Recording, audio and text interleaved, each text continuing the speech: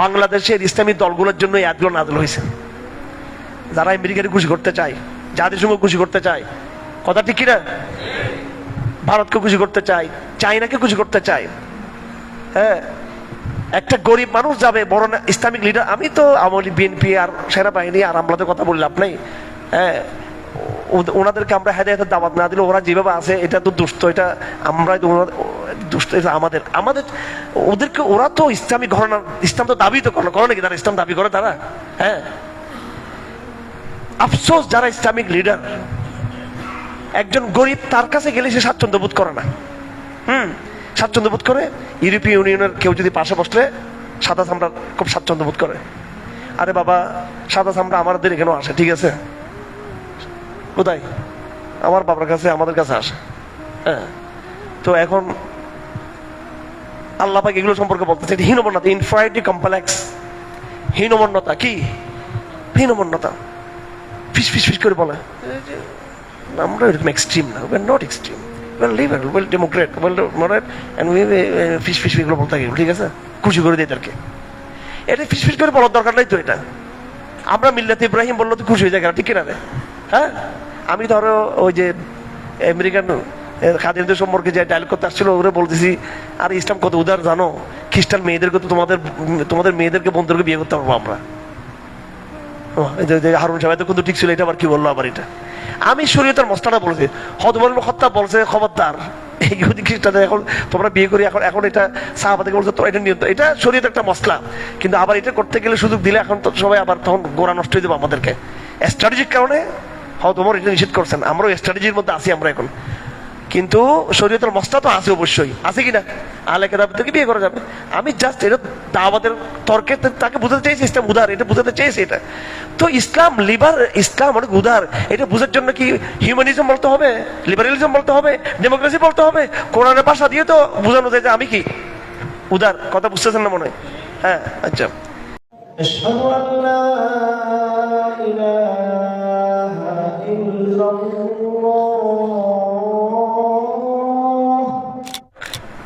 Comparative যে আলোচনা, তুলনামূলক যে আলোচনা, এটা তো আগেও আলোচনা ছিল।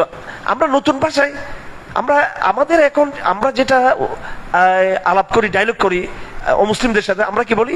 We are Democrat, we are liberal, we are moderate, আমরা জঙ্গি ভঙ্গি কিচ্ছু না, আমরা খুব ভালো মানুষ আমরা, ঠিক আছে? আমরা ইসলামকে শুধু ওইটা শুধু শান্তির জায়গাটা নিই, আর তোমরা মানলেও আমরা তোমাদেরকে বিগ বস মনে করি, শান্তির বাণী। এবং ওদের নেগেটিভে আমরা কথা বলি, ওদের ভাষায় কথা বলি। হিউম্যানিজম ওদের টার্ম, ন্যাশনালিজম ওদের টার্ম, হ্যাঁ, ডেমোক্রেসি ওদের টার্ম, আমরা ওদের টার্ম দিয়ে কথা বলি। কেন ওদের টার্ম দিয়ে কথা বলবো? দেখুন, খুব সিরিয়াসলি আমি কথাটা বলছি আপনাদেরকে, খুব ভেরি কেয়ারফুল, খুব অত্যন্ত দৃঢ়তার সাথে আমি একটা কথা বলতে চাই। আল্লাহ পাক বলছেন কুল সাদাকাল্লাহ ফাত্তাবিউ মিল্লাতা ইব্রাহিম হানিফা। তুমি তাদেরকে লিবারেল মেসেজ দিবা? তুমি তাদেরকে একটা বড় উদারবাদী মেসেজ দিবা? তুমি তাদেরকে একটা ঐক্যের মেসেজ দিবা? ঐক্যের মেসেজ দাও। সে তুমি তোমার নিজের কথা না বলে মোহাম্মদ, তুমি নিজের কথা না বলে, কোরআন কথা না বলে, তুমি ডাইরেক্ট আব্রাহামের কথা বলো। কার কথা বলো? ইব্রাহিমের কথা বলো। আপনি যদি খ্রিস্টানদের সাথে কথা বলতে চান এবং আপনি দেখাতে চাচ্ছেন যে আপনি উদার, আপনি মানবতাবাদী, আপনি সংকীর্ণ না, আপনি সাম্প্রদায়িক না, তো এটা দেখাতে চাইলে কিভাবে কথা বলতে হবে? সেই উদারবাদী শব্দ তো কোরআন আমাদেরকে শিক্ষা দিয়েছে কিনা? আমার কথা বুঝতে হবে আপনাদেরকে। আমাদের তো মাদ্রাসাগুলোতে ইসলামের দাওয়াতের এই চর্চাটা তো নাই। এবার গ্রামার পড়তে পড়তে আমাদের মাথায় অর্ধেক নষ্ট হওয়া কবি মাদ্রাসার মধ্যে, মাফ করবেন আমি বলতে বাধ্য হচ্ছি, এটা কোরআন শরীফ আমরা হাতাইতে পারি না। আমরা সেই কোথায় জালালাইনটা পড়া হয় লাস্টে গিয়ে। আমাদের স্কুল কলেজ বিশ্ববিদ্যালয় তো ধ্বংস, কিন্তু ইসলাম তো নাই। যেই মার্কাজগুলো ইসলামের, এখানে ইসলামের কোরআনের যে বয়ান, সেই বয়ান আমরা মাদ্রাসায় পড়ি, আমরা সেই বয়ানকে ধরতে পারি না এবং অনেক কষ্ট হয় আমাদেরকে বুঝাইতে মাদ্রাসার ছাত্রদেরকে। অথচ এগুলো কোরআন একদম প্রাথমিক আলাপ। আপনি কিভাবে মুসলিমকে দাওয়াত দিবেন? ভাষাটা কি আপনার? আপনি মুসলিমকে বলবেন যে তুমি মোহাম্মদ মুসলিমকে মানো, প্রথমেই এটা বলবেন। কোরআনকে মানো, প্রথমে আপনি এটা বলবেন।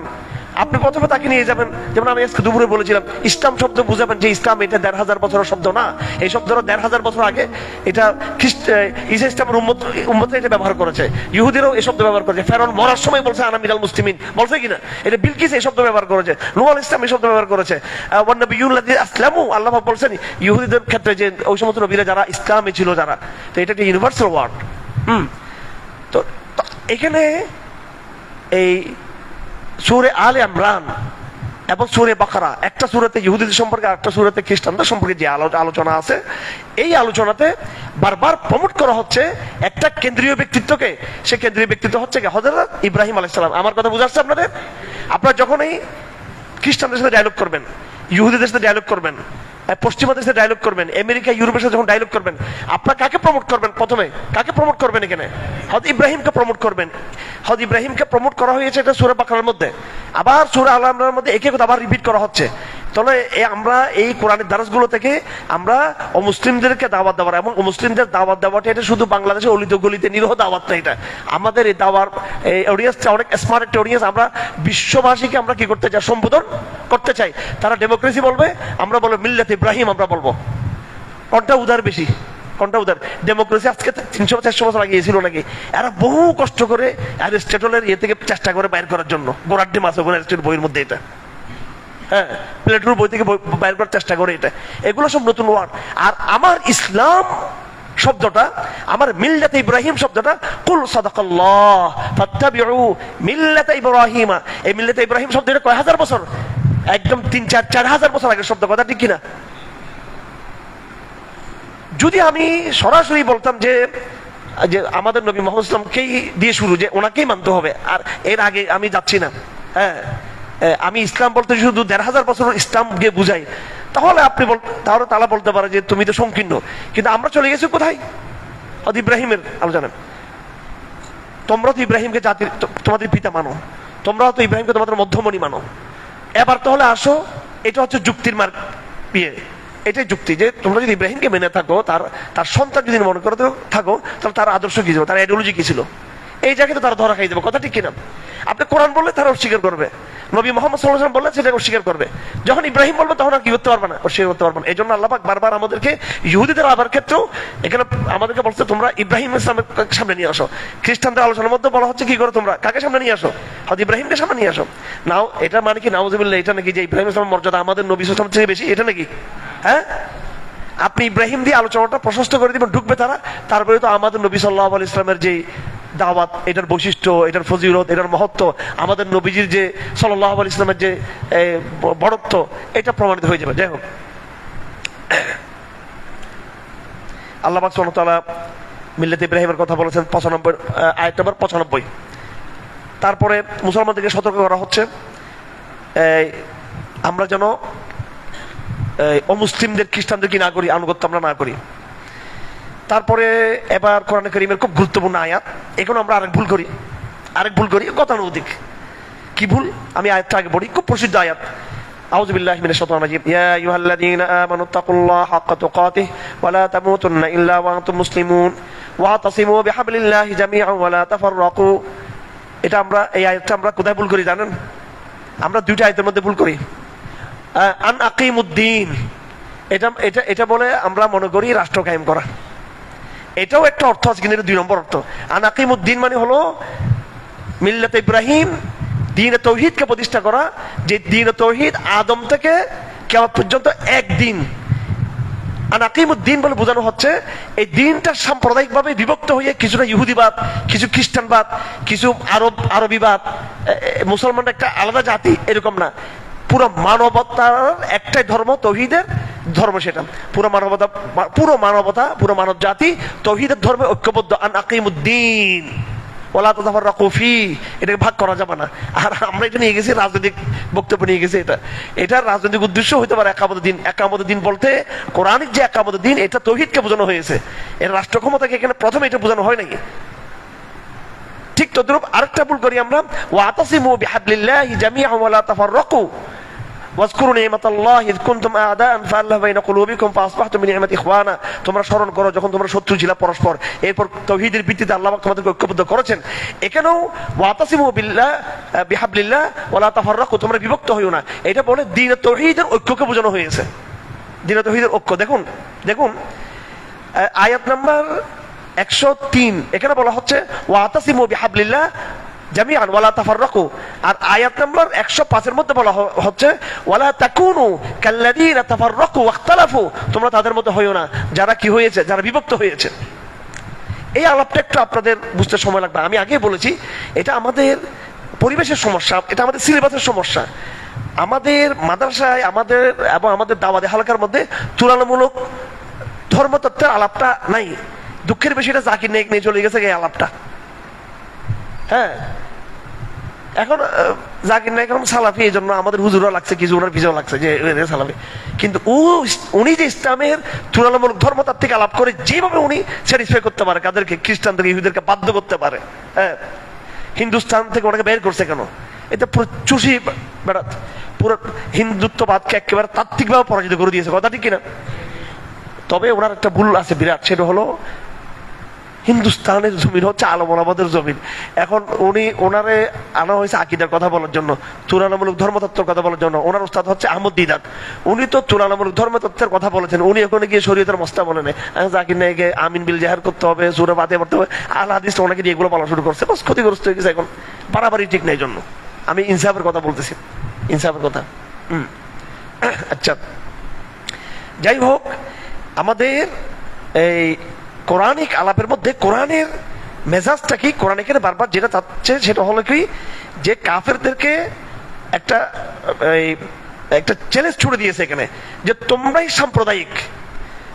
আউযু বিল্লাহি মিনাশ শাইতানির রাজিম, গতকালকে সূরা বাকারা শেষ আয়াত ছিল আমানা রাসূলু বিমা উনজিলা ইলাইহি মির রাব্বিহি ওয়াল মুমিনুন কুল্লুন আমানা বিল্লাহি ওয়া মালাইকাতিহি ওয়া রাসূলিহি লা নুফাররিকু বাইনা আহাদিন মির রাসূল, লা নুফাররিকু, আমরা কোনো তাফরিক করব না, বিভক্ত করব না। ইসলাম শব্দের মধ্যে বিভক্তির আওয়াজ আছে নাকি?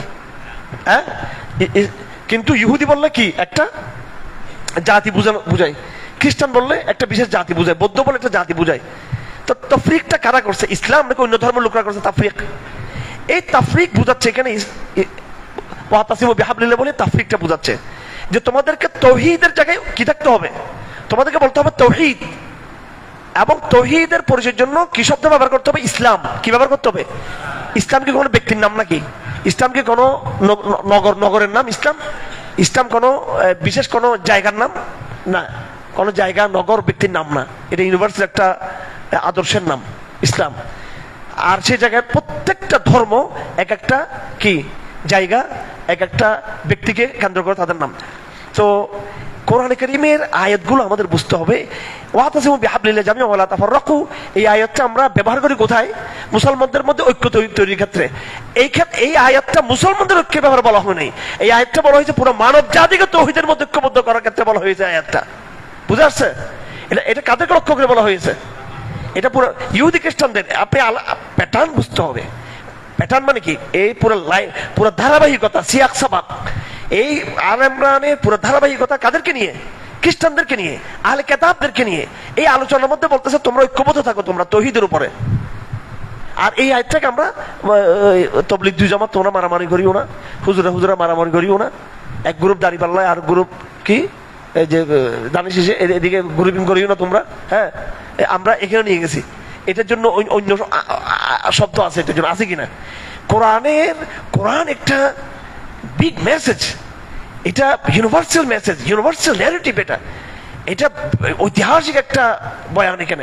এখানে এটা বাংলাদেশের মুসলমানদের এই ফাইজলামি, ছোট ছোট মারামারির জন্য এখানে আমরা ব্যবহার করবো আয়াতটা, কিন্তু কোরআনের উদ্দেশ্যটা এর চেয়ে আরো বড়, এর চেয়ে আর কি বড়। পুরো ইউনিভার্সাল, পুরো ম্যানকাইন্ড, পুরো মানব জাতিকে বলতেছে কিসের উপর আসার জন্য? হ্যাঁ, তো ওয়াতাসিমু বিহাবলিল্লাহ জামিআন ওয়ালা তাফাররাকু। হ্যাঁ, তো তাফাররাকু কারা করেছে? কারা? ইহুদিরা। আর কারা? খ্রিস্টানরা এবং অন্যান্য ধর্মগুলো। আয়াত নম্বর 106 ভয়ঙ্কর। কিয়ামতের দিন কিছু লোকের চেহারা কালো হয়ে যাবে, কিছু লোকের চেহারা সাদা দবদবে থাকবে, নূর থাকবে। কালো হবে কাদের চেহারা? আকাফারতুম বাদা ঈমানিকুম, ঈমানের পরে যারা কুফরি করেছে, ঈমানের পরে যারা কি করেছে বলুন তো? আল্লাহ পাক কাদের কথা বলছে এখানে? ইহুদিদের কথা। ইহুদিরা ঈমান এনেছিল মুসা ইসলামের জমানায়, পরবর্তী তারা আমাদের নবীকে তারা মানে নাই। তাহলে তারা, তাদের আগের জেনারেশন মুসলমান ছিল, পরের জেনারেশন কাফের হয়ে গেছে। আল্লাহ পাক ইহুদি খ্রিস্টানদেরকে বলছেন কি, এরা কুফর ঈমানের পরে তারা কি করছে, আবার তাদের আগের প্রজন্ম আর কি, আগের প্রজন্ম ঈমানদার ছিল, পরের প্রজন্ম কাফের হয়ে গেছে। কোরআন কারীমে যে আমরা যে মুনাফিক বলি, মুনাফিকের আলাপ, মুনাফিক শুধু আব্দুল্লাহ ইবনে উবাই ইবনে সুলুল শুধু মুনাফিক কোরআন এটা বলা হয়নি। আল্লাহ পাক কোরআন ইহুদিদেরকেও মুনাফিক বলছেন। কি বলছেন? কারণ এরা ইসলামের দাবি করে, তাওরাতের দাবি করে, আসমানি কিতাবের দাবি করে, কিন্তু আমরা নিজেরা কি আমাদের নবীজিকে মানে না। আচ্ছা, এরপরে আরেকটা আয়াত, এটারও আমরা গরিব বানিয়ে ফেলছি আয়াতটা। এটা কি বানিয়ে ফেলছি? সেটা কি, কুনতুম খায়রা উম্মাতিন উখরিজাত লিন-নাস তা'মুরুনা বিল মা'রুফ ওয়া তানহাউনা 'আনিল মুনকার ওয়া তু'মিনুনা বিল্লাহ। এটা আমরা বলি যে ফতোয়াতে গিয়ে তাবলীগ জামাতের দাওয়াত দেওয়া। ভাই তাবলীগ জামাত বড় মেহনত, প্রত্যেকে তাবলীগ জামাতের সাথে সম্পৃক্ত থাকতে হবে। এখানে আমাদের কোর্সে যারা যারা আসছে, না হুজুর আজকে পড়তেছে, ঠিক আছে, টেনশন ঢুকছে মাথার মধ্যে, এবার ঠিক আছে, জুড়াইতেছেন, আমি খেয়াল করতেছিলাম। তাবলীগ জামাতে কিন্তু সবাই যেতে হবে, কিন্তু তাবলীগ জামাত গ্রুপিং করার জন্য যাই না ওখানে। স্থানীয়ভাবে আপনারা এখানে যাওয়ার পরে তাবলীগ জামাতের এই মাকামি কাদের সাথে কি থাকবেন, আপনারা যুক্ত থাকবেন। আবার 3 জিল্লা 1 সাল লাগাই আসে পরে আমাদেরকে আবার নাস্তি টাস্তি ফাঁসি পড়ি না, আবার আমাদেরকে আসে জেহাদ নাই, জেহাদ এটা মনসুখ হয়ে গেছে আগে, এটা না। আবার তকিসবাড়ি সাহেব হাফিজুল্লাহ তাআলা বলেন যে हम लोग लड़कों को बच्चों को तबलीग में भेजते हैं, हमारे बातें वहाँ दावत देने के फैलाने के लिए हमारे नसीहत वहाँ, और उल्टा हो गया अभी, वो लोग वहाँ से आकर उल्टा हमें वो नसीहत करने लगता है अभी, এরকম হয়ে গেছে। যাই হোক, ওই মকামি কাজ করতে হবে, কিন্তু এই আয়াতটা তাবলীগ জামাতের এই সংকীর্ণ জায়গায় ব্যবহার করলে হবে না। এই আলাপটা অনেক বড়। কুনতুম খায়রা উম্মাতিন উখরিজাত লিন-নাস তা'মুরুনা বিল মা'রুফ ওয়া তানহাউনা 'আনিল মুনকার। তোমাদেরকে দুনিয়াতে আমি পাঠিয়েছি হে উম্মত মুহাম্মাদিয়া, আমর বিল মা'রুফ। আমর বিল মা'রুফ মানে এইটা গরীব তরজমা, এগুলো গরীব তরজমা। আমর কাকে বলা হয়? কওলুল কাইল লিগাইরিহি ইফআল আলা সাবিল ইস্তিআলা। এমন আমর বলা হয় এমন কথা যেটার পিছনে পাওয়ার আছে। কি আছে? পাওয়ার আছে। তুমি এটা না শুনলে তুমি কি হবা? তুমি শাস্তির মুখোমুখি হবা, তুমি বাধা, তোমাকে আইনের আওতায় নিয়ে আসা হবে। তাহলে এই দাওয়াতের মধ্যে একটা পাওয়ার আছে কিনা? এখানে আছে কিনা? পাওয়ার আছে এখানে। এটা পাওয়ার যুক্ত দাওয়াত, নিরহ দাওয়াত নেই এটা। হ্যাঁ, নিরহ দাওয়াতের কথাও আসবে, ওইটাও এটা এর আগে গেছে, এটা এর আগে গেছে। কি এটা? আয়াত নম্বর 104, ওয়ালতাকুম মিনকুম উম্মাতুন ইয়াদউনা ইলাল খায়র ওয়া ইয়ামুরুনা বিল মা'রুফ ওয়া ইয়ানহাউনা 'আনিল মুনকার। তোমাদের মধ্যে একটা দল হবে আল্লাহর দিকে তারা দাওয়াত দিবে, নিরহ দাওয়াত, যেটা আমরা দিয়ে যাচ্ছি, নিরহ দাওয়াত দিব, এবং সৎ কাজের আদেশ, অন্যায়কে নিষেধ। আমর বিল মা'রুফ এটা নিরহ দাওয়াত না। নিরহ দাওয়াতও কিন্তু আছে আমাদের, নাকি আপনাদের এখন এই নিরহ দাওয়াত বাদ দিয়ে কি এখন কি শক্তির দাওয়াত দেওয়া শুরু করবে নাকি? না, শক্তির দাওয়াতকে যেটা যেভাবে আছে ওইটা ওইভাবে বুঝতে হবে। আমর বিল মা'রুফ মানে যেখানে পাওয়ার আছে, যেখানে এটা রাজনৈতিক ক্ষমতা আছে। হে উম্মতে মুহাম্মাদিয়া কুনতুম খায়রা উম্মাহ, you are best of the people. কেন? তোমাদের দায়িত্বের কারণে। কি? তা'মুরুনা বিল মা'রুফ, তোমরা সৎ কাজের আদেশ, দুনিয়ার নেতৃত্ব তোমরা দিবা। আমর বিল মা'রুফ মানে কি? নেতৃত্ব। আমর বিল মা'রুফ মানে কি? লিডারশিপ। আমল মানে এখানে গলিতে গলিতে গিয়ে মেরে দোস্ত বুজুর্গ আসলে একটু ভালো হবে, আর না আসলে আমার কিছু করেন না, আমি আপনার কি করবো, এটা না। আমল বিল মা'রুফ মানে শরিয়া প্রতিষ্ঠা। আমল বিল মা'রুফ মানে সুদ নিষিদ্ধ। আমল বিল মা'রুফ মানে ঘুষ বন্ধ।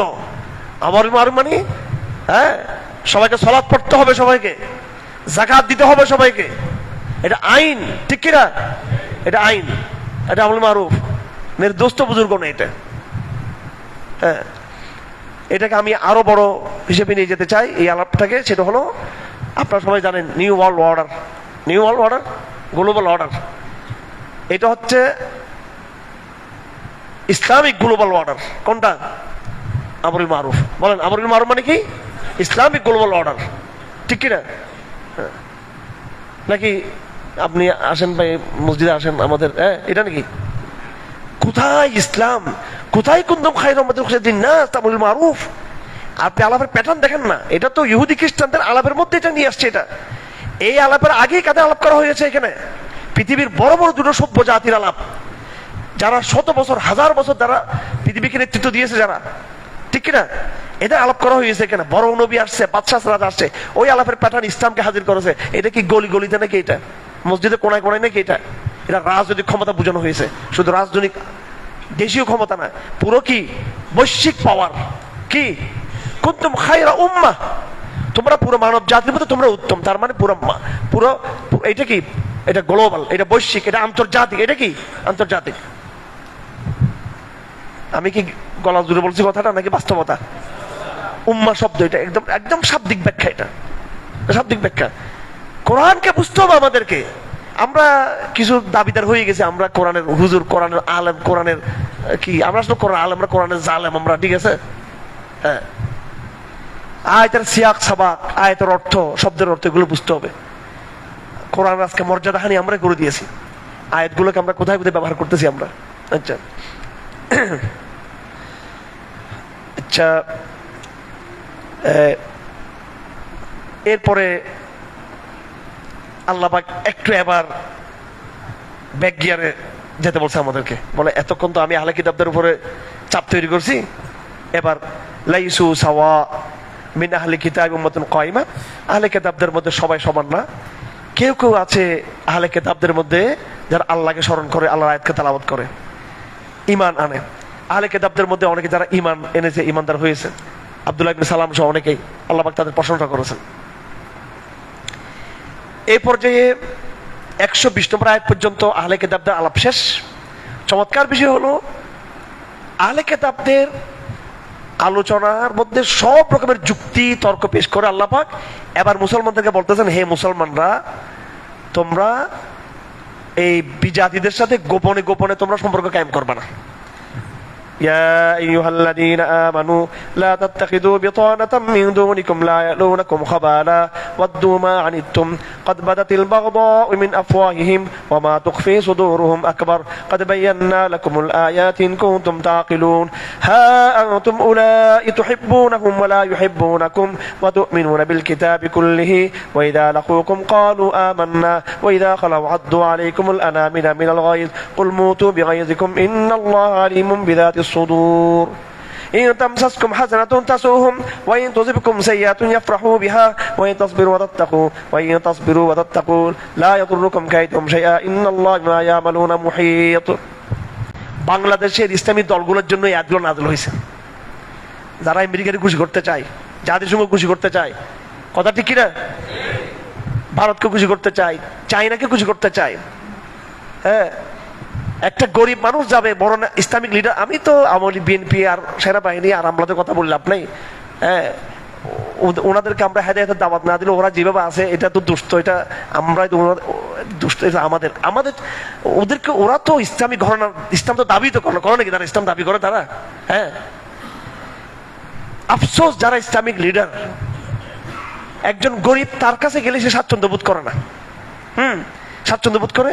ইউরোপীয় ইউনিয়নের কেউ যদি পাশে বসলে সাদা চামড়া খুব স্বাচ্ছন্দ্য বোধ করে। আরে বাবা, সাদা চামড়া আমাদের এখানেও আসে, ঠিক আছে? কোথায়? আমার বাবার কাছে, আমাদের কাছে আসে। হ্যাঁ, তো এখন আল্লাহ পাক এগুলো সম্পর্কে বলতেছে, এটা হীনমন্যতা, ইনফিরিয়রিটি কমপ্লেক্স। হীনমন্যতা কি? হীনমন্যতা। ফিস ফিস ফিস করে বলে আমরা এরকম এক্সট্রিম না, we are not extreme, well liberal, well democrat, well moderate, and we ফিস ফিস এগুলো বলতে থাকি, ঠিক আছে? খুশি করে দিই তাদেরকে। এটা ফিস ফিস করে বলার দরকার নাই তো। এটা আমরা মিল্লাত ইব্রাহিম বললো তো খুশি হয়ে যায়, ঠিক কিনা রে? হ্যাঁ, আমি ধরো ওই যে আমেরিকান খাদিমদের সম্পর্কে যে ডায়লগ করতে আসছিল, ওরা বলতেছি, আর ইসলাম কত উদার জানো, খ্রিস্টান মেয়েদেরকে তো তোমাদের মেয়েদেরকে বন্ধুদেরকে বিয়ে করতে পারবো আমরা। হারুন সাহেব কিন্তু ঠিক ছিল, এটা আবার কি বললো আবার? এটা আমি শরীয়তের মশলাটা বলেছি। ওমর ইবনে খাত্তাব বলছে, খবরদার ইহুদি খ্রিস্টানদের এখন তোমরা বিয়ে করি, এখন এটা সাহাবাদেরকে বলছে, তো এটা নিয়ন্ত্রণ, এটা শরীয়তের একটা মশলা। কিন্তু আবার এটা করতে গেলে সুযোগ দিলে এখন তো সবাই আবার তখন গোড়া নষ্ট হয়ে যাবে আমাদেরকে। স্ট্র্যাটেজিক কারণে হয়তো ওমর এটা নিষেধ করছেন, আমরাও স্ট্র্যাটেজির মধ্যে আছি আমরা এখন, কিন্তু শরীয়তের মশলা তো আছে, অবশ্যই আছে কিনা, আহলে কিতাবদেরকে বিয়ে করা যাবে। আমি জাস্ট এটা দাওয়াতের তর্কে তাকে বুঝাতে চাইছি ইসলাম উদার, এটা বুঝাতে চাইছি এটা। তো ইসলাম লিবার, ইসলাম অনেক উদার, এটা বোঝার জন্য কি হিউম্যানিজম বলতে হবে, লিবারেলিজম বলতে হবে, ডেমোক্রেসি বলতে হবে? কোরআনের ভাষা দিয়ে তো বোঝানো যায় যে আমি কি উদার। কথা বুঝতেছেন না মনে হয়? হ্যাঁ, আচ্ছা। তো আল্লাহ পাক বলতেছেন, এবার পুরো আলাপটা শেষ, প্রায় 120 নম্বর আয়াত পর্যন্ত চলে আসছে আমরা, আলাপ এখানে শেষ। তুলনামূলক ধর্মতত্ত্বের আলাপটা শেষ করছে আল্লাহ কি দিয়ে? হে মুসলমানরা, পুরো কথা তোমাদের সামনে নিয়ে আসছি, এবার শেষ একটা কথা তোমাদেরকে বলি, তোমরা তাদের সাথে নিজেদের আপন লোকদেরকে বাদ দিয়ে ওই ইহুদি মুশরিকদের সাথে গোপনে গোপনে তোমরা কি করিও না, সম্পর্ক করিও না আমাদেরকে ক্ষমতা বসা দেওয়ার জন্য, ঠিক আছে? আমাদেরকে জঙ্গি না বলার জন্য, আমাদের নিরাপদ রাখার জন্য। আমাদের নিরাপত্তা তাদের হাতে নাকি আমাদের নিরাপত্তা আমাদের আল্লাহর হাতে? হ্যাঁ। তবে আমরা অলওয়েজ ডায়লগ করব, কথা বলবো, শান্তির বাণী শোনাবো। হ্যাঁ, যেখানে শক্ত সেখানে শক্ত, যেখানে নরম সেখানে নরম হবে, যেখানে প্রেম সেখানে প্রেম, যেখানে গরম সেখানে গরম। তো এই কথা আল্লাহ পাক বলেছেন, কদ বাদাতিল বাগদা মিন আফওয়াহিম, হে মুসলমানরা তোমরা চিনো না এদেরকে, এরা তো মাঝে মাঝে মুখ ফুসকে বলে ফেলে তোমাদের বিরুদ্ধে। ওয়ামা তুখফি সুদুরহুম, এই ইহুদি খ্রিস্টানরা তাদের অন্তরে যেটা লালন করে সেটা আরো ভয়ঙ্কর, সেটা আরো কি ভয়ঙ্কর। আমি আজকেই একটা ভিডিও আমার, আপনারা তো ফেসবুকে পড়ে থাকেন, টুইটারে থাকবেন, টুইটার হচ্ছে একটা এলিট জগৎ, এটা পুরো দুনিয়ার বড় এদের এখানে পাওয়া যায়, সবগুলো মূল রাজনীতি মূল ওগুলো বোঝা যায়। ওখানে এক আমেরিকান বড় এক রাজনীতিবিদের আজকে ভিডিও দেখে আমি অবাক হয়ে গেলাম। আমেরিকান রাজনীতিবিদ সে ইসরায়েলকে নসিহত করতেছে যে এখানে পুরো আরব জগৎ সব দখল করতে হবে এটা আমাদেরকে। কাকে বলতেছে এটা? ইসরায়েলকে বলতেছে। উনি আমেরিকান দায়িত্বশীল, আরো আগের একটা ভিডিও। আচ্ছা, তো এদের পরিকল্পনা খুব খারাপ। আল্লাহ পাক আরো বলতেছেন, হা আনতুম উলাই তুহিব্বুনাহুম ওয়া লা ইউহিব্বুনাকুম, তোমরা তাদেরকে ভালোবাসো, ওয়া লা ইউহিব্বুনাকুম, কিন্তু তারা কিন্তু তোমাদেরকে মন থেকে ভালোবাসে না, ঠিক কিনা? জায়গা মতো ওষুধ পড়তেছে। এবং তোমাদের সামনে তারা আসতে বলতে yes yes yes yes yes okay okay very good, আমরা তোমাদেরকে ইয়ে করি, তোমাদের স্বীকৃতি আমরা আমার না। ওয়াইদা খালাও, যখন তারা তোমাদের দিকে বেরিয়ে থাকে, আদ্দু আলাইকুম আনাম, মুখোশ দর্শক গণতন্ত্র ভিতরে পুরো জঙ্গি এগুলো। হ্যাঁ, এগুলো কোথায় গিয়ে বলে? ওদের আসল মিটিংয়ে তখন বলে। এই ব্যাপারে আমার যে কত শত শত আর্টিকেল আমি ডাউনলোড করে রাখছি, এগুলা কম্পিউটার সহ নষ্ট হয়ে গেছে ডাউনলোড করতে করতে, এগুলো ঠিক আছে ডাউনলোড করতে করতে। এক সাংবাদিক লেখছে কি, তারাজুল মুসলিমিনা তাকতিক, বলে মুসলমানরা যে বলে আমরা ডেমোক্রেসি, এটা হচ্ছে ওদের টেকনিক, এটা আমরা বুঝি। এটা এত বড় আর্টিকেল লেখছে এটার উপরে। হ্যাঁ, তো যাই হোক, আবার আল্লাহ বলতেছেন, তোমরা যখন কোনো ভালো কিছু হয়, উন্নতি হয়, তাসুহুম, তখন তাদের খারাপ লাগে। তাদের কি লাগে? খারাপ লাগে। এবং যখন তোমাদের কোনো মুসিবত আসে, তারা আবার কি হয়? আনন্দিত হয়। এই যে এরদোগান নিয়ে, এরদোগান কত কিছু করতেছে না, তুরস্ক কত লিবারেল, ওদের সাথে ন্যাটো সদস্য, আরো কত কিছু। ইসরায়েলের সাথে তার সব রকম সম্পর্ক আছে। ইসরায়েল তার ভালো দিকগুলো অবশ্যই আমি স্বীকার করি। এত উদারতার পরও আমি নিউ ইয়র্ক টাইমস পত্রিকায় আরো প্রায় অনেক আগে, এটা 2009-10 সালের একটা লেখা আমি লিখছিলাম। নিউ ইয়র্ক টাইমস বা ওয়াশিংটন পোস্ট, সম্ভবত নিউ ইয়র্ক টাইমস লিখছে, শব্দটা কি, এটা বাংলা হচ্ছে, এরদোগান হলো, একে পার্টি হলো হরিণ চর্মাবৃত একটা নেকড়ে, একটা বাঘ। বুঝেন না মনে কি সম্বন্ধে? বুঝেন না মনে বলে এরা হরিণের চামড়া ভরছে, কিন্তু এগুলোর ভিতরে কিন্তু সে কি নেকড়ে। অথচ উনি কিন্তু সব রকমের কি করছে, কিন্তু উদারতা দেখানোর পর স্বীকৃতি পেয়েছে। হ্যাঁ, কি বলতেছে? বল তুই উপর দিয়ে হরিণ, ভিতরে কিন্তু কিন্তু ঠিকই জঙ্গি। কিন্তু বিশ্বাস করে এরা আপনাকে বিশ্বাস করবে না, কি করবে না। এই জন্য আমার নীতি হলো কি জানেন, ওদের সাথে সোজা সাপটা কথা বলা। কি বলা? সোজা সাপটা কথা বলা। কারণ কোরআনের মধ্যে উদারতার বাণী আছে কিনা, ঐক্যের কথা আছে কিনা? আমি তো পুরাটাই বললাম যে ঐক্যের দাওয়াত ইব্রাহিমকে কেন্দ্র করে। এর চেয়ে আর বড় লিবারাল দাওয়াত আর কি? ঐক্যের দাওয়াত কি? তৌহিদের চেয়ে বড় কোনো উদার বক্তব্য আছে? বলেন। হে ইহুদিরা, হে খ্রিস্টান, হে আমেরিকা, হে ইউরোপ, হে ভারত, হে হিন্দুস্তান, হে চায়না, আসো আমরা এক আল্লাহকে মানি সব আমরা, ঠিক আছে? এইটা তো হয়ে গেল হিউম্যানিজম, এখানে তো সব আমরা ঐক্যবদ্ধ হয়ে গেলাম। আচ্ছা, সময় শেষ হয়ে আসতেছে। এবার এই 121 নম্বর আয়াত, দীর্ঘ আলাপ, পুরো ভিন্ন একটা আলাপ শুরু হচ্ছে এখান থেকে। এই আলাপটা হচ্ছে উহুদ যুদ্ধের আলাপ। কিসের আলাপ? উহুদ যুদ্ধের আলাপ। وَإِذْ غَدَوْتَ مِنْ أَهْلِكَ تُبَوِّئُ الْمُؤْمِنِينَ مَقَاعِدَ لِلْقِتَالِ وَاللَّهُ سَمِيعٌ عَلِيمٌ إِذْ هَمَّتْ طَائِفَتَانِ مِنْكُمْ أَنْ تَفْشَلَا وَاللَّهُ وَلِيُّهُمَا وَعَلَى اللَّهِ فَلْيَتَوَكَّلِ الْمُؤْمِنُونَ।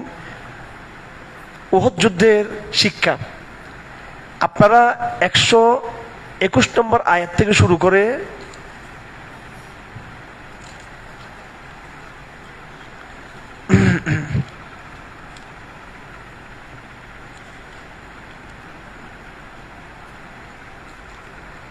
একদম এই একবারে শেষ পর্যন্ত আর কি, মোটামুটি কি একবার শেষ পর্যন্ত, এই শেষ পর্যন্ত বলতে বিশেষ করে এই মাঝে মাঝে অন্য আয়াত আছে এখানে, 173 নম্বর আয়াত, 178 নম্বর আয়াত পর্যন্ত, 74 নম্বর আয়াত পর্যন্ত, না এই 186, 100 কি 186, 87 নম্বর আয়াত পর্যন্ত, একবার এখান থেকে কত থেকে 121 থেকে 121 থেকে ধারাবাহিক আবার আরেকটা আলাপ। এটা হচ্ছে উহুদ যুদ্ধের আলাপ। কিসের আলাপ? উহুদ যুদ্ধের আলাপ। এগুলো আপনারা দেখে নেবেন আজকে, ঠিক আছে ইনশাল্লাহ, রাত্রে বা কালকে দেখে নেবেন এগুলো ভালো করে। উহুদ যুদ্ধের বিষয়টা ছিল বদর যুদ্ধের পরে। বদর যুদ্ধ কত হিজরিতে হয়? হ্যাঁ, ইসলামে রাসূল ইসলাম হিজরতের কত কত কত হিজরিতে? দ্বিতীয় হিজরিতে। এই জিহাদের পরে কাফেরদের মধ্যে তো শোকের বন্যা বয়ে গেছে একেবারে। আমরা তো সবাই এই কোরআন কারীমের সূরা আল ইমরান শুরু দিয়ে একটু করে আল্লাহ পাক আলোচনা করেছেন। সূরা আনফালের মধ্যে ডিটেইলস আলাপ আছে বদর যুদ্ধের, এবং এখানেও সূরা বদর যুদ্ধের কথা আছে এখানে, যদি এখানে উহুদ যুদ্ধের কথা, কিন্তু আল্লাহ পাক বলতেছেন ওয়াইজ গাদাউতা মিন আহলিকা তুবাউবিল মুমিনিনা মাকাদিল কিতাল। এখানে 121 নম্বর আয়াত উহুদ যুদ্ধের সম্পর্কে, 122 এটাও উহুদ যুদ্ধ সম্পর্কে, এরপরে প্রায় একবার 70-80 আয়াত সবগুলো উহুদ যুদ্ধ সম্পর্কে। মাঝখানে আল্লাহ পাক উহুদ যুদ্ধের আলাপের মধ্যে বদর যুদ্ধের উদাহরণটা নিয়ে আসছেন এখানে। ওয়ালাকাদ নাসারাকুমুল্লাহু বিবাদরিন ওয়া আনতুম আযিল্লাহ। আল্লাহ পাক তোমাদেরকে বদর যুদ্ধ তোমাদেরকে সাহায্য করেছিলেন। উহুদ যুদ্ধের আলাপটা আমাদের জন্য অনেক গুরুত্বপূর্ণ, নানান দিক থেকে কোরআন এটাকে উপস্থাপন করেছে। কুরাইশ যখন মদিনামুখী যখন হলো, তখন সাহাবাদের মধ্যে একটা ইখলাসের জায়গা থেকে একটা অতি উৎসাহ ছিল যে হাই রে, আমরা তো বদর যুদ্ধের ফজিলত পাই নাই, আমরা এবার বদর যুদ্ধের কি ফজিলত পাবো, আমরা মদিনা থেকে বের হয়ে আমরা কি করব, লড়াই করব। আপনারা উমরা করছেন কেউ এখানে? হজ উমরা কেউ করছেন? হাত তুলুন দেখে আছেন এখানে? আচ্ছা, মাশাআল্লাহ। মদিনা থেকে বদরের ময়দান দূরে বেশি নাকি উহুদের ময়দান দূরে বেশি? বদরের ময়দান অনেক দূরে। বদর ময়দান কি অনেক দূরে। তো বদরের ময়দানে সাহাবায়ে কেরাম অনেক দূরে গিয়ে যুদ্ধ করছে। উহুদের মধ্যে তাদের আশা ছিল তারা মদিনা থেকে বের হয়ে যুদ্ধ করবে, কিন্তু উহুদ যুদ্ধে তাদের একটা বড় প্রস্তুতি ছিল। কাফেরদের মুনাফিকদের প্রস্তাব ছিল যে না, আমরা মদিনাতে থেকে কি করব, যুদ্ধ করব। আমরা কোথায় যাব না, বাইরে যাব না। বাইরে গেলে কৌশলগতভাবে আমরা হেরে যাব। মদিনা থাকলে ওদেরকে আমরা মারতে পারবো, আমরা হারবো না। বাহ্যিকভাবে, স্ট্র্যাটেজিকভাবে, কৌশলগত দিক থেকে মুনাফিকদের প্রস্তাবটা যুক্তিসঙ্গত ছিল। কাদের প্রস্তাব? কাদের প্রস্তাব? কিন্তু মুনাফিকদের প্রস্তাবটা যুক্তিসঙ্গত ছিল, কিন্তু এরা কিন্তু ছিল মুনাফিক ভিতর, কিন্তু এদের নিয়ত খারাপ ছিল এদের। আর সাহাবায়ে কেরামদের প্রস্তাব ছিল, সাহাবায়ে কেরামদের মধ্যে যুক্তি ছিল না, কি ছিল? আবেগ ছিল। আবেগ কি ছিল? আবেগ। বদর যুদ্ধে গেছে ওরা, আমরা ফজিলত পাই নাই, এবার আমরা উহুদ যুদ্ধে মদিনা থেকে বেরিয়ে আমরা যুদ্ধ করব। সাহাবাদের অবস্থানটা ছিল স্ট্র্যাটেজিক পরিপন্থী, এটা নন স্ট্র্যাটেজিক, এটা সামরিক কৌশলের পরিপন্থী ছিল। কি ছিল? সবসময় আপনি ডাকাতের মোকাবেলা করবেন ঘরে বসে মোকাবেলা করবেন, ঠিক আছে? রাস্তায় তো ডাকাতের রাজত্ব, ঠিক কিনা? ডাকাতকে বলবেন ভিতরে আয় তুই, ঠিক আছে, ভিতরে আয়। তো ডাকাত আপনার এলাকায় ঢুকতে পারবে না, কিন্তু আপনি যদি রাস্তায় যান তখন ডাকাত আপনাকে ইয়ে করবে। তো সাহাবায়ে কেরাম তো এটা সহজ সরল, ওনারা এই কৌশলগত বিষয়টা বুঝে নাই। সাহাবায়ে কেরাম কৌশলগত ভুল করছে, কিন্তু ঈমানের জায়গার মধ্যে তারা কিন্তু স্বচ্ছ ছিল। আবার দেখেন, এই আলাপটা বড় ইম্পর্টেন্ট, কিন্তু এই আলাপটা বড় ইম্পর্টেন্ট। বর্তমান সময়েও এই যারা খুব বেশি কৌশল, খুব বুদ্ধি শুদ্ধির কথা বলে ইসলাম পদ্ধতির মধ্যে, এদের অনেকগুলো কথা কিন্তু কৌশলগত ঠিক আছে এদের কথা, কিন্তু ওনাদের ইমান কিন্তু দুর্বল, কিন্তু ইমান কিন্তু দুর্বল। আবার আবেগ প্রবণ প্রজন্মের এদের ইমান কিন্তু ঠিক আছে, আবার এদের কৌশল কিন্তু কি দুর্বল। এক দলের কৌশল দুর্বল, ইমান মজবুত, আর এক দলের ইমান মজবুত, কৌশল দুর্বল। সাহাবায়ে কেরামদের মধ্যে যারা উহুদ যুদ্ধে মদিনা থেকে যারা বাইরে যেতে চেয়েছিলেন, তাদের ইমান মজবুত, কৌশল দুর্বল। আর মুনাফিকদের কৌশল মজবুত, ইমান দুর্বল। কথা বুঝাচ্ছে? এই আলাপটা আল্লাহ কিনা হাজির করছেন। আচ্ছা আমার ভাইরা দেখেন, এই জমানাটা হচ্ছে মুনাফিকদের জমানা, আমাদের এই জমানাটা। এই জমানায় কোন শ্রেণীর গুরুত্ব আমাদের কাছে? ইমান দুর্বল, কৌশল মজবুত, এদেরকে আমরা খুব জ্ঞানী মনে করি। কথা ঠিক কিনা? এই জমানার মধ্যে আমরা ওদেরকে খুব ঘৃণা করি, যাদের কৌশল দুর্বল কিন্তু ইমান মজবুত, এদেরকে আমরা ঘৃণা করি, করি কিনা? একবার আমি এগুলো উগ্রবাদী, এগুলো খারেজি, একবারে ধ্বংস করে দিচ্ছে আমাদেরকে। কিন্তু আল্লাহ পাক সুবহানাহু ওয়া তাআলা কিন্তু এখানে পক্ষ নিয়েছে কাদের? কাদের? ইমান সবল, কৌশল দুর্বল, নাকি মুনাফিকদের পক্ষে নিয়েছেন? আলটিমেটলি কি রেজাল্ট জানেন? রেজাল্টটা কি? আমি খোলাসা বলতেছি। রেজাল্টটা হলো দুনিয়াতে কৌশলগত যারা ভুল করবে, কিন্তু ইমানের জায়গায় তাদের মনটা ঠিক আছে, আবার কি আছে? ইমান ঠিক আছে, কিন্তু কৌশলগত ভুল করে ফেলছে বেচারা, না বুঝে কি করে ফেলছে, কৌশলগত ভুল করে ফেলছে। আল্লাহ পাক কিন্তু শেষ পর্যন্ত আল্লাহ পাক তাদের সম্মান রক্ষা করবে। মাইকটার খাইয়ে দুর্বল হয়ে একটা সময় কিন্তু তারা কিন্তু দাঁড়ায় যাবে, কিন্তু একটু দেরিতে। হ্যাঁ, আর যাদের কৌশল মজবুত কিন্তু ইমান দুর্বল, তারা সাময়িক বিজয় অর্জন করবে, চূড়ান্ত বিজয় কিন্তু চূড়ান্ত পর্যায়ে তারা কিন্তু লাঞ্ছিত হয়ে একেবারে শেষ হয়ে যাবে। কিন্তু আমি আপনাদেরকে এটা, সুবহানাল্লাহ, আমি তো একেবারে গত রমজান মাসে আমি কোথায় ছিলাম? উমরাতে ছিলাম। এই আয়াতগুলো আমি উহুদের ময়দানে গিয়ে আমি তেলাওয়াত করছি, আল্লাহু আকবার। ঠিক আছে? কোথায় তেলাওয়াত করছি এগুলো? উহুদের ময়দানে। আল্লাহ উপর মুখ দিয়ে বাইরে হলো তৈরি করে। ঠিক আছে? ওই উহুদ যুদ্ধ মায়ের কাছে নরম হয়ে গেলে, ঠিক আছে? ওই ময়দানে এমন স্মৃতি দেখছি আমি, আল্লাহু আকবার। আল্লাহ নবীজিকে ওরা যে জায়গায় আঘাত করতে করতে করতে করতে একেবারে নবীজি গর্তের মধ্যে পড়ে গেছেন, রক্তাক্ত হয়ে গেছেন। পরে নবীজি গিয়ে যে গুহার গর্তের মধ্যে ইয়ে করছেন, আমার শ্বশুর মুফতি হাবিবুর রহমান সাহেব, উনি তো 50 বারের মতো উনি কি করছে, হজ উমরা করছে উনি। মানে মদিনার, মক্কা মদিনার গলি পাথর ছিদ্র সব মুখস্থ ওনার। বলে যে হারুন, তোমরা এগুলা বহারি শব্দ দিয়ে বুঝতে পারবে না। কেন? বলে এগুলো সব নাম পাল্টে গেছে এখন, এগুলো ওনার এগুলো সব মুখস্থ এগুলো। উনি আমাদেরকে বলছে যে বদর, আমরা পুরো ময়দান বললাম, মুহুদের ময়দান, বলতেছে কিছু দেখো না, আসল জায়গায় চলো। গাড়ি নিয়ে একবার ওই গুহার মধ্যে একটা পাহাড়ের ঢালের মধ্যে উপরে একটা রুম, ছোট গর্তের ভিতরে। এটা এখন সরকার ইয়ে করছে অবশ্য। ওখানে গিয়ে মানুষ শিরক করা শুরু করেছে। এখন রাসূলুল্লাহ সাল্লাল্লাহু আলাইহি ওয়াসাল্লাম ওখানে আশ্রয় নিয়েছিলেন। উনি বারবার বের করে দেখতেছিলেন। তলহা, জুবাইর, আল্লাহু আকবার, 3-4 সাহাবী, এদের শরীরে শত শত বল্লম, তীর, ধনুক এবং তরবারির দাগ তারা নিয়েছেন রাসূলুল্লাহকে রক্ষা করার জন্য।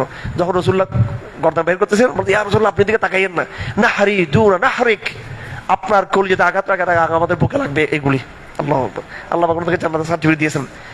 বড় হৃদয় বিদারক এক কাহিনী। এটা তো সময় তো কম, আমি পুরো আলোচনা করতে পারবো না, আপনারা তাফসীরে দেখে নেবেন।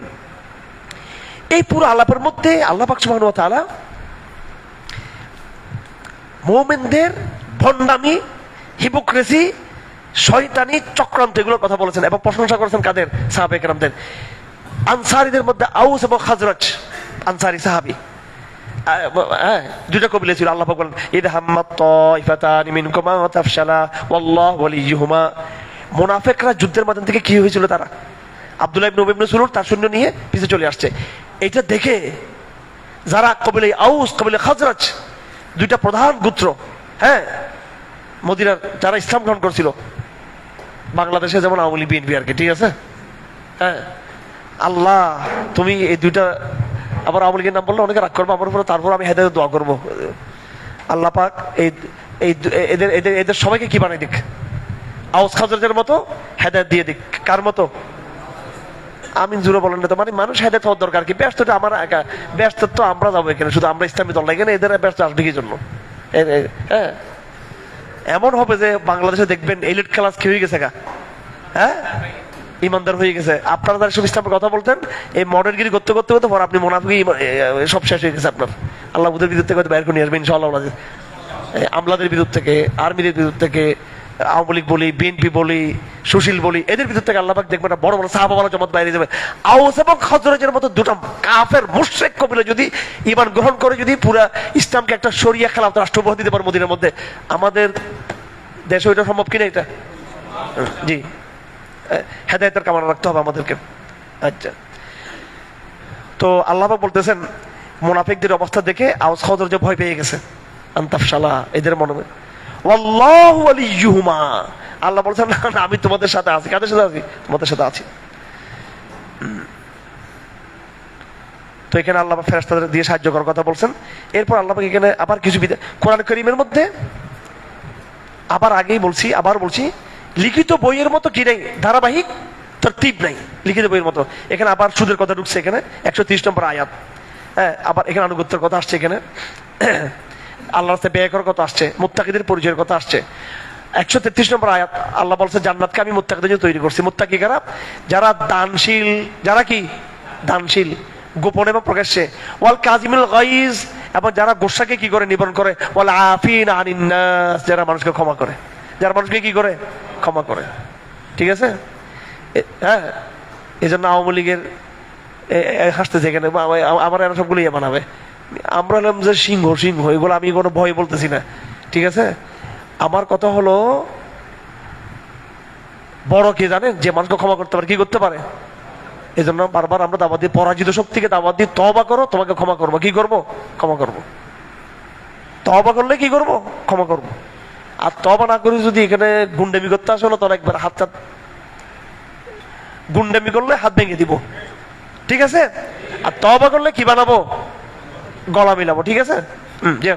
তো আল্লাহ বলছে মুমিন মুত্তাকিদের একটা বড় গুণ হলো তারা ক্ষমা করে। তারা কি করে? ক্ষমা করে। ক্ষমা করো, ক্ষমা করো, এটা ইসলামে দাওয়াতের বড় একটা উসুল। তারপর এখানে অশ্লীলতার কথা আসছে, যে আমরা যদি কোনো অশ্লীলতা করি, খারাপ কাজ করি, জুলুম করি, সাথে আমাদের ইস্তেগফার করতে হবে। আয়াত নম্বর 135, আয়াত নম্বর 135 আল্লাহ পাক বলতেছেন তোমরা ভয় পাইও না, ওয়ান্তুম ইউ আর গ্রেট। মনস্তাত্ত্বিক শক্তি দিচ্ছেন আমাদেরকে। বদর যুদ্ধের, উহুদ যুদ্ধে সাহাবাদের পরাজয় হয়েছে। আল্লাহ বলতেছেন এটা টেনশন করিও না, কখনো তোমরা পরাজিত হবে। তোমরা উহুদ যুদ্ধে পরাজিত হয়েছো, কিন্তু বদর যুদ্ধে তোমরা কি সফল হয়েছিল। কখন আমরা পরাজিত হব, কখনো তারা কেউ পরাজিত হবে। আলটিমেটলি শেষ যত আমাদের আসবে। তো আল্লাহ পাক পরাজয়ের পরে একটা দল যখন নাকি সে কি হয়, পরাজিত হয়, আমরা কি করি? ভুল ধরি, ইস আমার কথা শুনে নাই, আমি বলছিলাম এটা না করার জন্য, একেবারে ধ্বংস হয়েছে। আরে বেটা শহীদ হয়েছে, শহীদ হওয়াটা কি ব্যর্থতা নাকি? আল্লাহ বলতেন ওয়াত্তাখিযু মিনকুম শুহাদা, ওয়াত্তাখিযু মিনকুম শুহাদা, তোমরা উহুদ যুদ্ধের বিপর্যয়কে তোমরা অকল্যাণ মনে করিও না। উহুদ যুদ্ধের বিপর্যয়ের মধ্যে কল্যাণ আছে, কারণ অনেক লোক শহীদ হইতে পেরেছে। কি হইতে পেরেছে? শহীদ হইতে পারে। সুবহানাল্লাহ। হ্যাঁ, আর কখনো বিজয় তোমরা পাবে, কখনো বিজয় অন্যরা পাবে। আর কি ওয়ালিয়ুমাহিসাল্লাহুল্লাযীনা আমানু ওয়া ইয়ামহাকাল কাফিরিন, কারা মুনাফিক কারা ঈমানদার, এটা এটা আল্লাহ পাক বেছে নিয়েছেন। কি করছেন এটা? এই বিপর্যয়ের মধ্যে আল্লাহ, আপনি চিন্তা করেন যুদ্ধের ময়দানে, যুদ্ধের ময়দান থেকে যখন সৈন্যবাহিনীর একটা অর্ধেক বিদ্রোহ করে চলে যাবে, মনটা দুর্বল হয়ে যাবে না আপনার? এই অবস্থার মধ্যে সাহাবায়ে কেরাম কিন্তু যুদ্ধের ময়দান ত্যাগ করা নেই। আল্লাহ বলছেন আমি তোমাদেরকে কি করেছি? এই উহুদ যুদ্ধের ভিতর দিয়ে মুনাফিকদেরকে চেনার একটা কি করে দিয়েছি, সুযোগ করে দিয়েছি। কেউ কথা ঠিক কিনা? আমাদের বাংলাদেশে বিভিন্ন ঘটনা প্রবাহের ভিতর দিয়ে বহুত মুনাফিক চিহ্নিত হচ্ছে কিনা? গড্ডালিকা গা ভাষা দিচ্ছে, স্রোতে গা ভাষা দিচ্ছে, বহু লোককে আমার এবার চেনা হয়েছে। মরখুদমি সিনাসম পিরানে পারা সারা, বহুজনকে চেনা হয়ে গেছে। ফেসবুকে আমাদের চেয়ে বেশি লেখালেখি করতো। হ্যাঁ, পথভ্রষ্ট এখন গণতন্ত্র মুখপাত্র, সে আগে মানুষদেরকে বলতো যে হারুন সাহেবের কাছে যাই, ওরা তো দুর্বল, জেহাদি না। কেন জেহাদি না? আমি ফেসবুকে উস্কানি মারি না, সেজন্য। বুঝছেন নি? তো ফেসবুকের লেখালেখি এটা কোনো ঈমান আলামত না, এটা তাকওয়া হচ্ছে ঈমান আলামত।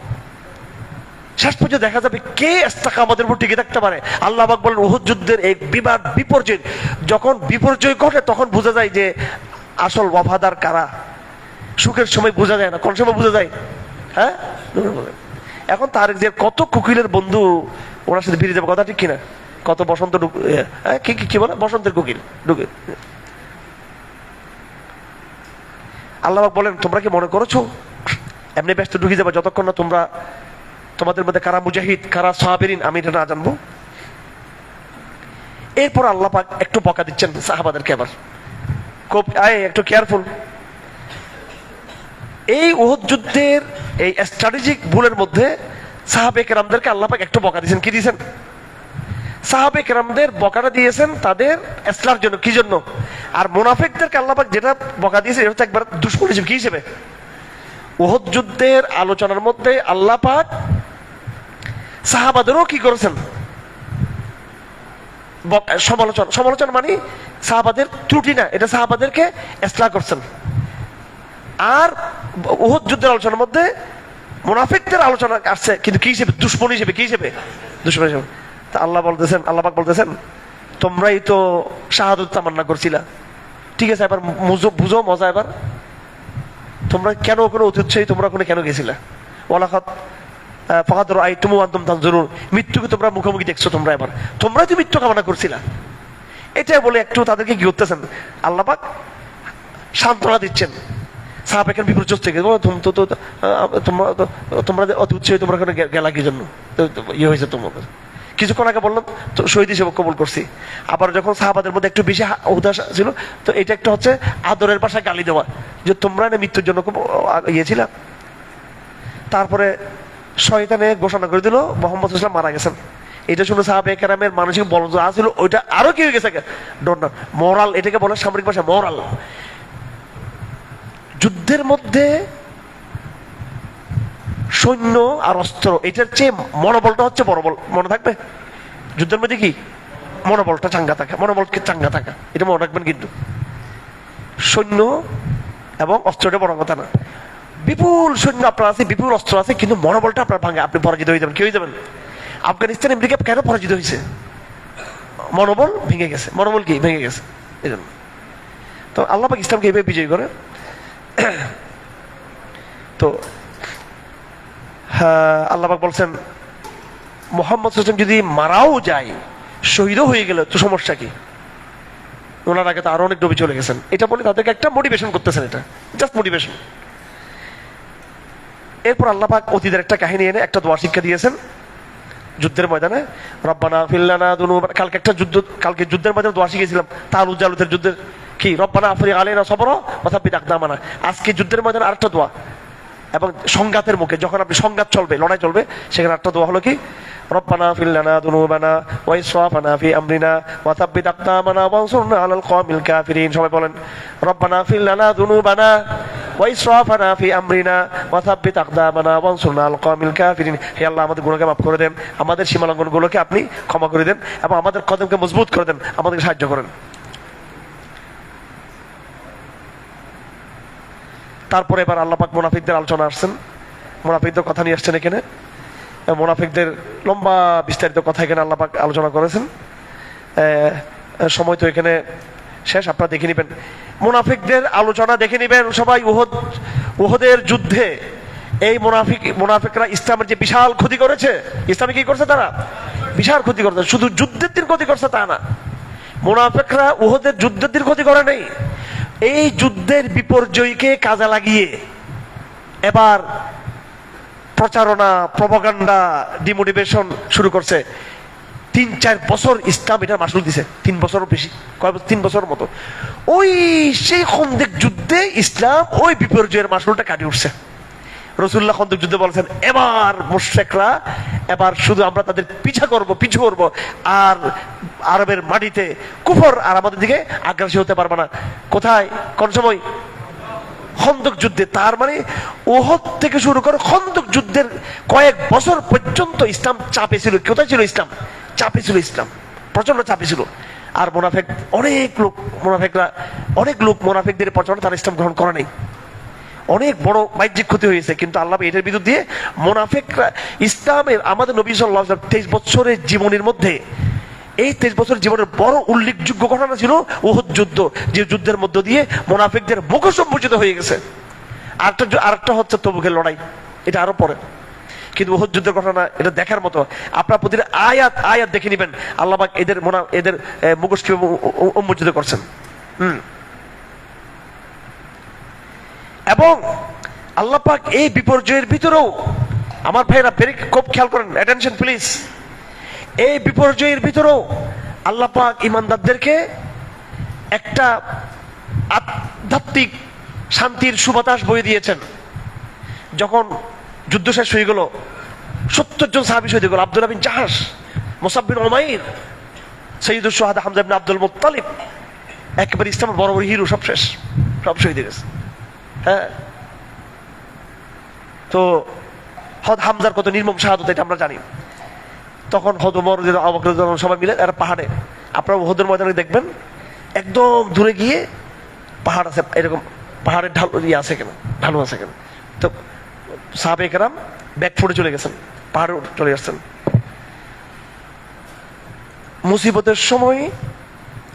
মুসিবতের সময় ঘুম চলে আসা, এটা কবুলিয়তের আলামত। কিসের আলামত এটা? আপনি গ্রেফতার হয়ে গেছেন কিন্তু ঘুম চলে আসছে, কিসের আলামত? আলামত। ঠিক আছে, আমি যখন 2003 সালে গ্রেফতার হয়েছিলাম, আমি তো প্রথমে একটু অস্থির টাইপে ছিলাম।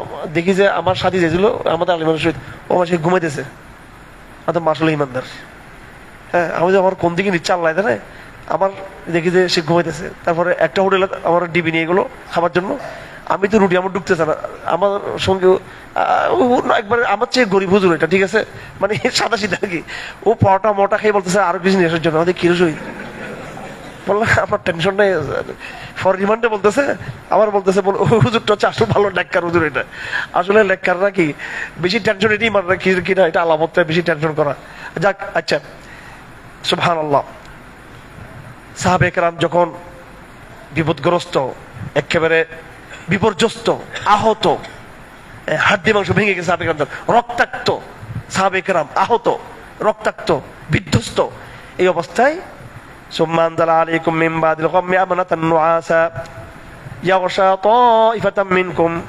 আল্লাহ পাক সাহাবাদের মধ্যে ঘুম চলে আসছে। কি চলে আসছে? তাদের ক্লান্তি থেকে চলে আসছে, ঘুম চলে আসছে। কেমন? এই জন্য জুলুম, নির্যাতন, শহীদ হওয়া, জেল ইত্যাদি, এগুলো অন্তর প্রশান্তিকে কি করবে না, ইমান নষ্ট করবে না। বলে তোমরা তো আল্লাহর টেনশনে ছিলা, কিন্তু আরেক দল আছে যারা শুধু নিজের চিন্তা করছে, যারা শুধু, হ্যাঁ, মুনাফিকদের কথা আল্লাহ পাক বলছেন এখানে। তো আল্লাহ পাক আবার বলতেছেন, এই উহুদ যুদ্ধের বিপর্যয় দিয়ে আমি কাদের অন্তর কি আছে, অন্তরের রোগ আমি বের করার জন্য তোমাদেরকে পরীক্ষায় ফেলেছি। এখানে আল্লাহ পাক সুবহানাহু ওয়া তাআলা আরেকটা সাহাবায়ে কেরামদের এখানে পর্যবেক্ষণ দিচ্ছেন, মানে সাহাবায়ে কেরামদের ইসলাহ করতেছেন। সাহাবায়ে কেরামদের মধ্যে আতঙ্কিত হয়ে, বিপর্যস্ত হয়ে কিছু লোক প্রস্থান করেছিলেন। একটা হচ্ছে ইসলামের ক্ষতি করার জন্য বিদ্রোহ করে চলে আসা, ঘৃণা করে। আরটা হচ্ছে বিপর্যয়ের মধ্যে পড়ে কৌশলগত কারণে কি পিছনে চলে আসা। সাহাবায়ে কেরামদের মধ্যে কিছু লোক যারা পিছিয়ে আসছেন, আল্লাহ পাক বলেন, ইন্নাল লাযীনা তাওয়াল্লাউ মিনকুম ইয়াওমাল তাকাল জামাআনি ইন্নামা ইসতাযাল্লাহুমুশ শাইতানু বিআযমা কাসাবু। এটা হয়তো শয়তানের ওয়াসওয়াসার কারণে হতে পারে, কিন্তু আল্লাহ পাক এটা কি ঈমানের সমস্যা নাকি সাহসিকতার সমস্যা? এটা দেখেন, কথা এখানে একদম পরিষ্কার। এখানে আবার অন্য কিছু না বুঝি, নাউযুবিল্লাহ। সাহাবায়ে কেরামদেরকে আল্লাহ পাক এখানে কোনো কি করে নেই, মুনাফিকদের সাথে তুলনা করে নেই। মুনাফিকদেরকে আল্লাহ পাক জঘন্য ভাষায় কি করছেন, সমালোচনা করছেন মুনাফিকদের। কিন্তু সাহাবায়ে কেরামদেরকে বলছেন, সাহাবায়ে কেরামদের চলে আসা, কিছু সাহাবায়ে কেরামের প্রস্থান করা, কারণ চতুর্দিকের হঠাৎ আক্রমণে, এটা কি কি আক্রমণ বলা হয় এটাকে? হ্যাঁ হ্যাঁ, মুহুর্মুহুর আক্রমণ, আকস্মিক আক্রমণ। এটা কি আকস্মিক আক্রমণে সাহাবায়ে কেরাম কি হয়ে গেছেন, দিশাহারা হয়ে গেছেন। দিশাহারা হয়ে তারা ছুটছে আরেকদিকে।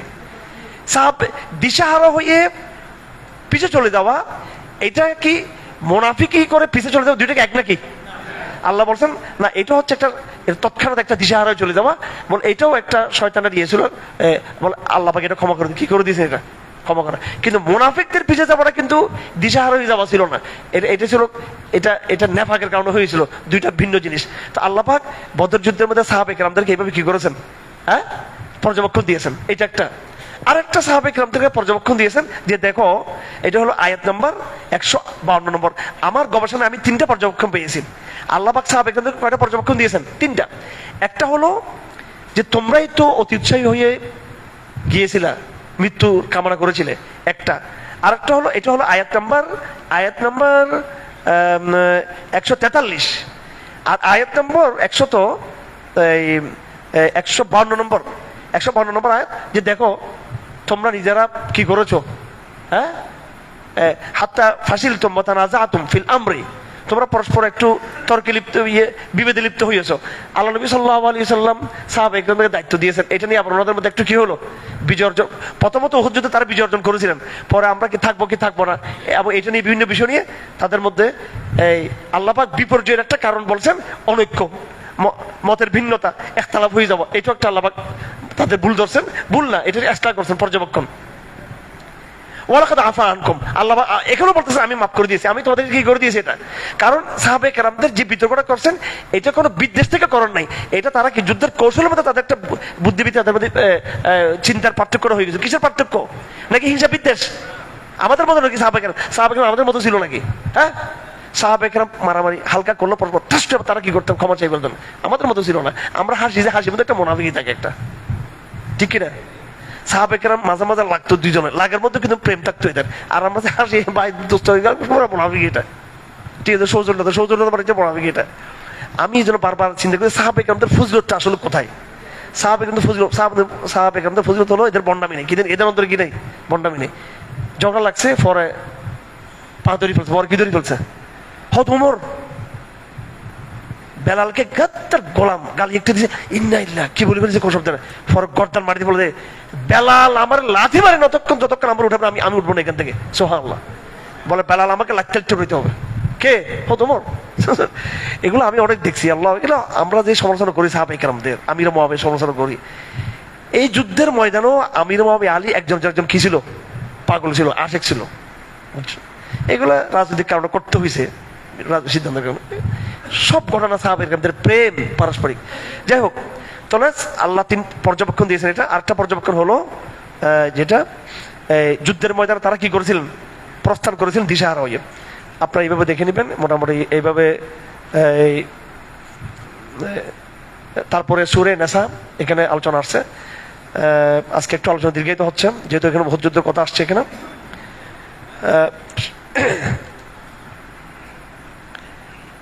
সূরা আল ইমরানের কিছু শেষ আয়াত, এগুলো আলোচনা না করলে আমাদের একেবারে আজকের পুরো দারাজটা কি থেকে যাবে? একদম ব্যর্থ থেকে যাবে। আপনারা দেখেছেন সূরা বাকরার কিছু আয়াত শেষের দিকে দোয়ার মাধ্যমে শেষ হয়ে যায়। কিসের? সূরা আল ইমরানও শেষের দিকে কিছু কি আছে? দোয়া আছে। কি?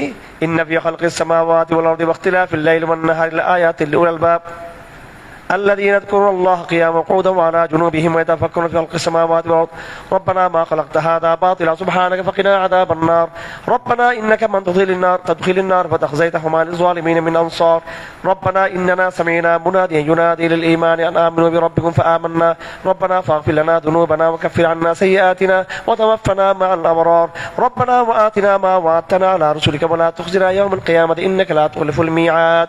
এই দোয়াগুলো সবাই মুখস্থ করবেন, কালকে আমি শুনবো, কালকে দুপুরের সময় শুনবো। এটা নবীজি সাল্লাল্লাহু আলাইহি সাল্লাম শেষ রাতে উঠে মিসওয়াক করে উযু করে আকাশের দিকে তাকিয়ে এই দোয়াটা পড়তেন। কি দোয়া পড়তেন? ইন্না ফি খালকিস সামাওয়াতি ওয়াল আরদি ওয়াখতিলাফিল লাইলি ওয়ান নাহারি লাআয়াতিন লিউলিল আলবাব আল্লাযীনা ইয়াযকুরুনাল্লাহা কিয়ামান ওয়া কুউদান ওয়া আলা জুনুবহিম। এই পুরো আয়াতটা পড়তেন। কোন সময় পড়তেন? আজকে আমরা সবাই পড়বো তো ইনশাআল্লাহ। শেষ রাতে উঠে সবাই আকাশের দিকে তাকিয়ে কি পড়বো? এই পুরো আয়াতগুলো আমরা পড়বো ইনশাআল্লাহ। ঠিক আছে? আচ্ছা, এর আগে 187 নম্বর আয়াত, এখানে আবার আহলে কিতাবদের কথা বলছেন। আহলে কিতাবরা সত্যকে গোপন করে। আহলে কিতাবরা কি করে? ওয়াইদা আখাযাল্লাহু মিসাকাল্লাযীনা উতুল কিতাবা লা তুবাইয়িনুন্নাহু লিন-নাস ওয়া লা তাকতুমুনাহু। আল্লাহ পাক আহলে কিতাবদের থেকে ওয়াদা নিয়েছেন সত্য কথা বলার জন্য। বর্তমানেও আমরা ইসলামের বিধানকে গোপন করি কিনা? হ্যাঁ, জিহাদের বিধানকে, ঈমান ভঙ্গের কারণে বিধানকে আমরা গোপন করি কিনা? আমরা মডার্ন ইসলাম পন্থার ফিতনা এটা। কিসের ফিতনা এটা? হ্যাঁ, এটা ইহুদিবাদী ফিতনা। ইহুদিরা এরকম সত্যকে গোপন করতো, এই জন্য আধুনিকের নাম দিয়ে ইসলামকে গোপন করা যাবে না। সূরা নিসার মধ্যে এটা কিন্তু কি অন ইসলামিক, তালাকের পদ্ধতি অন ইসলামিক, খোলার পদ্ধতি অন ইসলামিক। হ্যাঁ, এভাবে কাবিন নামাতে যে কথাগুলো এগুলো অন ইসলামিক, মোহরের বিষয় অন ইসলামিক আমাদের পারিবারিক লর মধ্যে। তা সূরা নিসা আমরা দেখে নেব। সূরা নিসা হচ্ছে সূরা নিসার আজকে মাত্র কয় পৃষ্ঠা পড়া হয়েছে এখানে? হ্যাঁ, 1 2 3 4 5 পৃষ্ঠা পড়া হয়েছে। কয় পৃষ্ঠায়? এই পুরো 5 পৃষ্ঠা। এবং আগামীকাল করেও কিছু আয়াত থাকবে এখানে, যেগুলো কি সম্পর্কে? মুসলিম পারিবারিক আইন, এতিমদের বিধান, মাহরামাদের বিধান, কে কে আমার জন্য কারা কারা হারাম, আত্মীয়দের মধ্যে মা, তারপরে ফুফু, খালা, এইভাবে এবং দুধের সম্পর্কের মাধ্যমে যেটা হারাম হবে। তা ফরাইজের বিধান, সম্পদ বন্টন, কিসের বন্টন? সম্পদ বন্টন, নারীদের অধিকার, হ্যাঁ, এই সমস্ত বিষয়। এবং তারপরে যদি কেউ যদি ইয়ে করে থাকে, কি করে থাকে, অশ্লীলতা, মেয়েদের মধ্যে কেউ যদি বেবিচারে লিপ্ত হয়, কিসে লিপ্ত হয়? বেবিচারের শাস্তি পারিবারিক ইয়ের মধ্যে। তো এটা কিভাবে একটা সে বিধান এখানে আসছে, সাক্ষীর কথা এখানে আসছে। তো এইভাবে তওবা করার কথা আসছে এখানে। তো পুরো বিষয়টা একটা পরিবার সংক্রান্ত, কি সংক্রান্ত? এই সংক্রান্ত। সুবহানাল্লাহি ওয়া বিহামদিহি, আশহাদু আল্লা ইলাহা ইল্লা আনতা, আস্তাগফিরুকা ওয়া আতুবু ইলাইক, ওয়া মা আলাইনাল বালাগ।